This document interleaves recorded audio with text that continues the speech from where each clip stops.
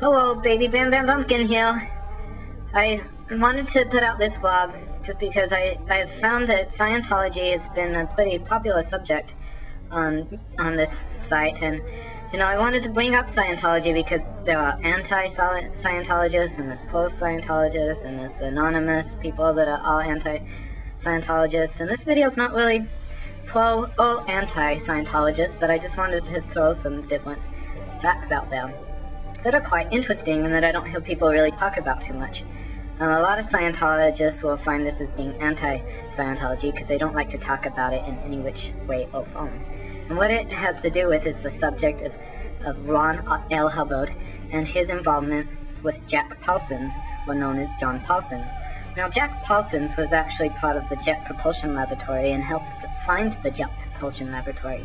And he used to do magical rituals where he'd build different rocket ships, and then he'd shoot them off into the abyss, into Nuit, the goddess of the stars, and he would penetrate her with his rocket ship in the vagina of Nuit, and he would penetrate it going Yo Pan, and do all these yods to Pan, the god of the phallus, and it was really interesting. And one thing that Ron L. Hubbard was actually involved with was a thing that he was doing with Jack Parsons called the Babalon Working.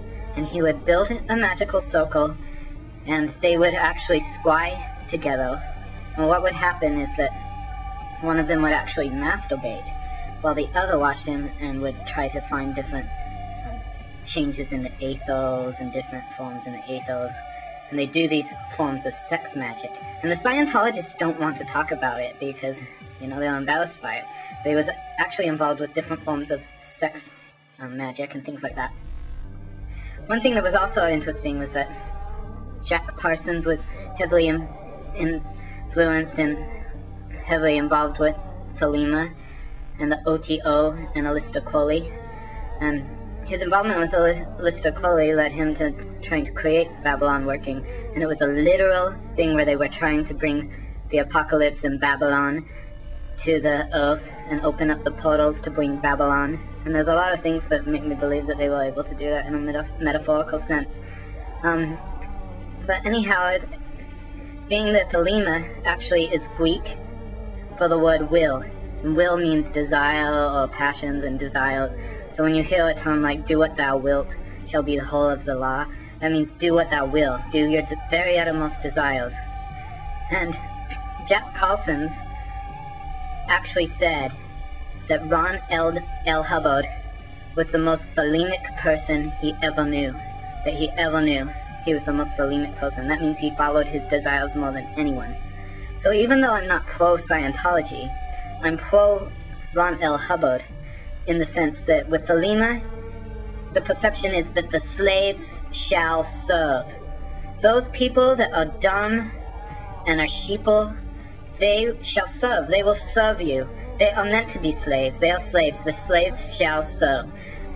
So I feel really bad that people are dumb enough to be programmed into these types of perceptions and these types of closed-minded environments such as Scientology or the LDS or Catholicism or Muslims or anything where you have to devote all your time and passion and money and everything to that cause. Your time, passion, and money should go towards your very own desires.